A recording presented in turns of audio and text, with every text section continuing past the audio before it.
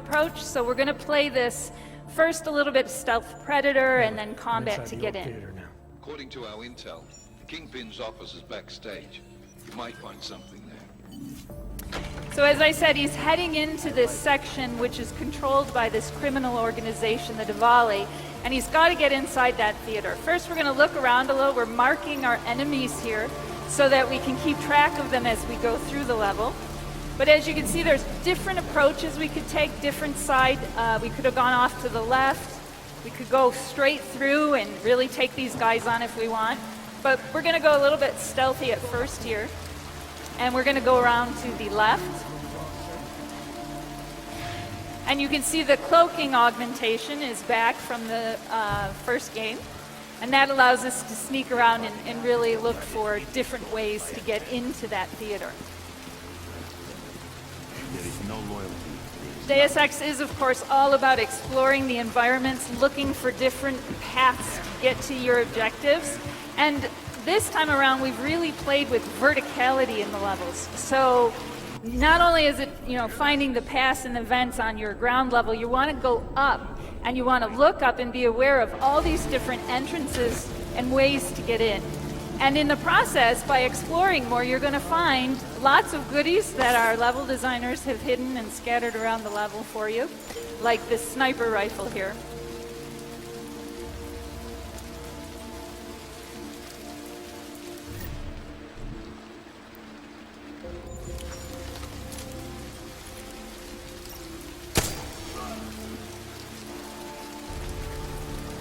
Again, you can see all those different paths, and even up above, all the different routes that we could take.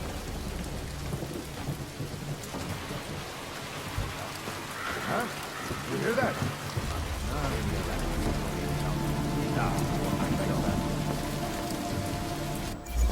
And if you're familiar with the smart vision, allows Jensen to see through the walls, and it's very useful in planning your attacks. Here we've suddenly seen that one of the thugs has spotted his fallen comrade. So we're going to take him out using a new augmentation that Jensen has. His nano blade can now be shot. And as you saw, we didn't even have to switch weapons. We now have his gun arm, and there are a couple augmentations in his gun arm, and we can use it while we still have our weapons. So it's a very fluid and dynamic experience for you, and it doesn't break your immersion as you're going through. I get the feeling you're not listening. You could not be interested if I tried, So our objective, without giving away story, is to get inside this theater, which is, the Kingpins of this family. It's their headquarters. And we need to get to a specific office that we're looking for. Sorry, it wasn't. We're going to go in, and we're going to start combat right off the bat from up here. The worst part is that she just thinks I'm in it for the money. Could be some. So that was the Icarus strike. We really put a lot of work into the combat for this game to make it a lot more visceral of an experience and make it as rich and fun to play as the stealth usually is. That's another ability with the nano blade. You can charge it before you shoot it and it will explode, and that's very useful to help you take out enemies who are behind cover, multiple enemies at once. We also can now dynamically switch our ammo in-game as we're playing. There we switch to armor-piercing bullets, so it helps us to take out the robot very quickly. There are different types of ammo that we can use. They're all good against different things, or stronger against different things. We just saw Adam activate his Titan shield. That's a new augmentation. It basically allows him to absorb a lot more of heavy fire and turns him into something like a human tank for a short period of time. It also looks really cool in game.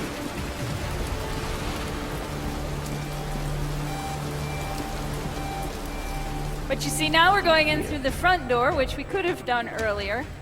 It's all about finding the paths that you want to get to your objectives. And see, as you can see, there's vents in the game. We could have come around back and snuck in if we didn't want to go all combat.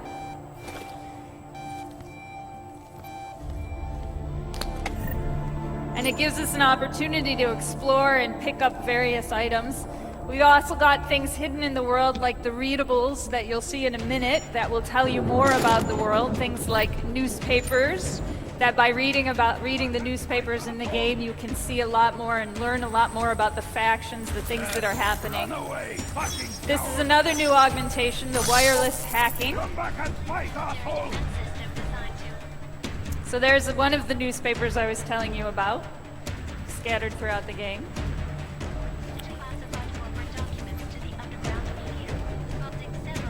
And the hacking game is back, the regular hacking game, but we have upgraded it this time. It's got now booby traps that are in there. We've got things like fog of war going on. And there's a whole new array of software that you can find in the level that will help you to become more of a master hacker to support that level of the gameplay.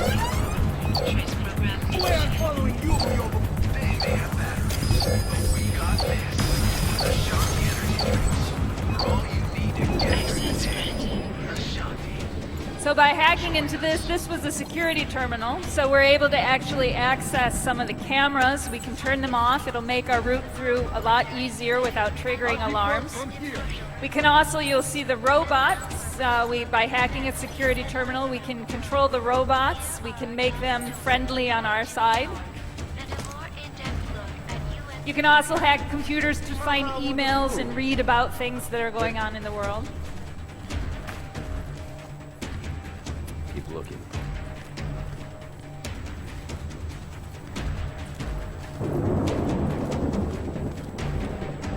So here we're going to go up above again and take another look around at areas we hadn't seen when we dropped down.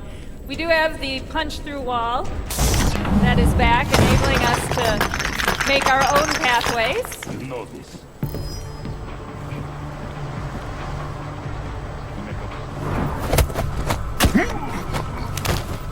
And of course the takedowns are back. You can now do the takedowns while in cover without breaking your cover. So you don't have to worry if you're playing stealth that by doing a takedown you're suddenly going into combat.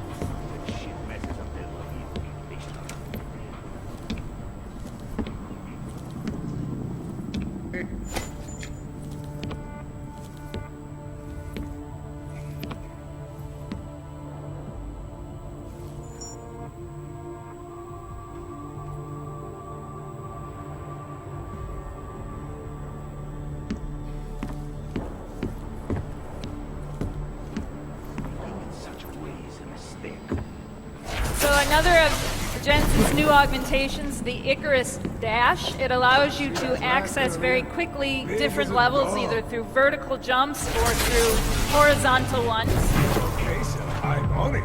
And so here we can get up above, we can plan our strategy as we're going through, see how many guards are down below. It is really all about playing the way that you want to play the game and planning your strategies.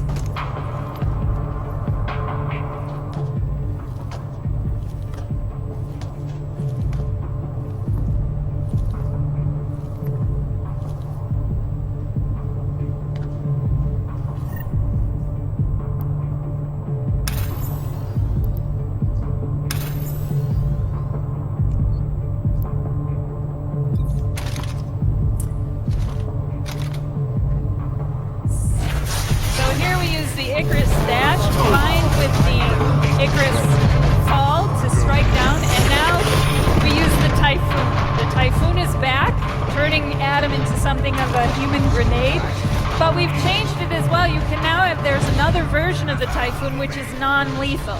So we really also worked on making sure that some of the new augmentations are really allowing you to play non-lethally. That was Jensen's, one of his gun arms that allowed the PEP's gun arm. It is also non-lethal. And since we just got the combat together, now we want to go back stealth. That ghost is basically allowing us to see the last known position that the enemy saw us in, so we can actually find out where they think we are, and we can plan our stealth and go back in and really flexibly switch from combat into stealth as we want. I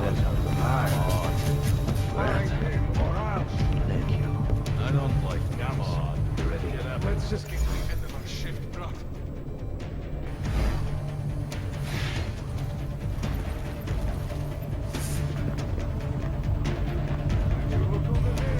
So So here we got 4 more enemies. We have another gun arm, the Tesla gun arm. Again, non-lethal. You can use it to shoot between 1 to 4 enemies and take them out non-lethally with an electric shock. And you can also use the Icarus Dash to really ram your opponents and knock them out and get rid of them. So that gives you a sense of some of the new augmentations and new abilities. Here we are, we're reaching our objective for now, but like I said, we don't want to spoil any story for you. And that was only a small section of the map.